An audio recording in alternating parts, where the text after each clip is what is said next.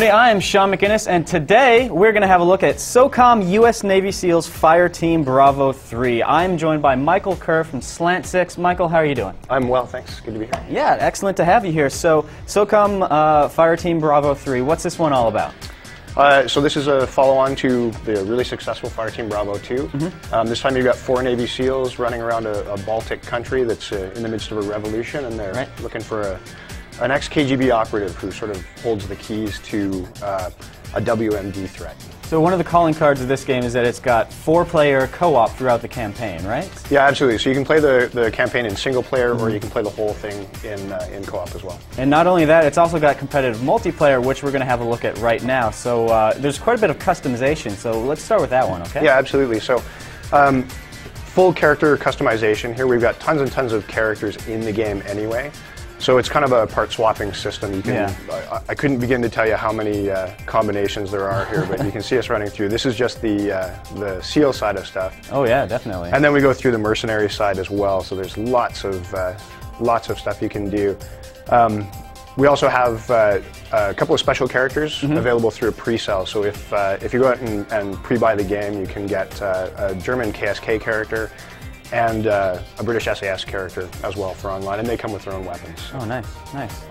Definitely a lot of customization. You can sort of put your own unique stamp on the character when you're in multiplayer. Yeah, absolutely, and it's all based on the economy. So the more you play and the better you get, the better parts you're going to unlock. So before we actually get into shooting people in the face, we're going to take a look at some of the options that you have to customize the game, right? Yeah, for sure. So the game has 8 unique multiplayer maps. They're kind of themed around the single-player campaign, but they're totally unique.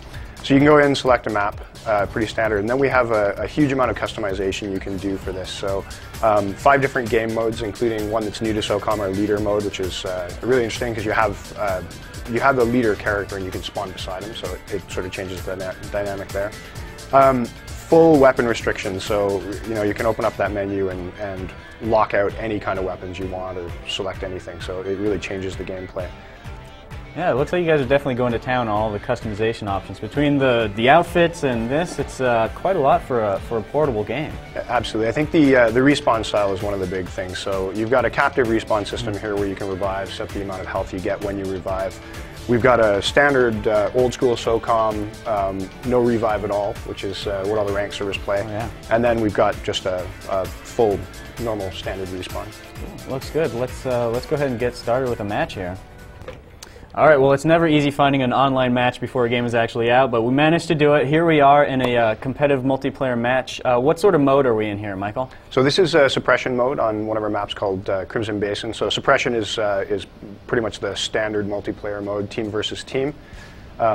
Take out all the other guys. You can see the score up there on the right side.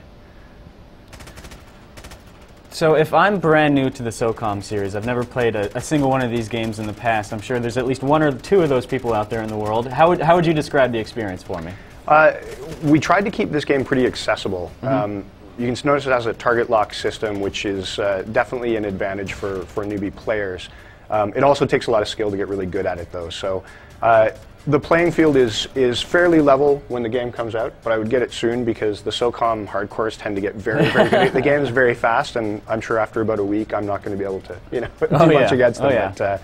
But it is good. You'll always find a place online where you have a good level of players to match you.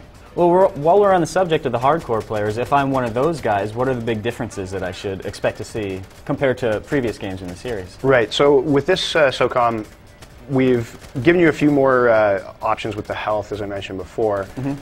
So there are regen options. Most of the hardcores tend to play with a pure elimination style, no respawn whatsoever. I think it's the main difference here is our partial cover system, which basically if you pick any cover in the world and you've got a target lock on someone, your character is going to auto-adjust the stance, which means that for the first time in a SOCOM multiplayer experience on the PSP, you really do get that idea of cover. So it's a little more difficult to take guys out. Cool. What sort of persistency is there? Things that carry over one match to the other? Well, the control scheme is always there. The game modes are generally Well, let me put it this way. The maps are very balanced across all the game modes. So once you learn the map, you're going to be able to play it, whether it's a tug of war where you're trying to get the control points or a demolition mode. Once you figure out the sort of areas you need to go to, the maps are consistent. Because SOCOM is such a team-based game, the better you learn the maps and the better your team strategy, the better you're going to do. All right, Mike, looks like a lot of fun. I'm sure SOCOM fans are going to be very excited to finally get their hands on this game. When's the game going to be out, and is it PSP exclusive? Yeah, absolutely exclusive for the PSP and the PSP Go.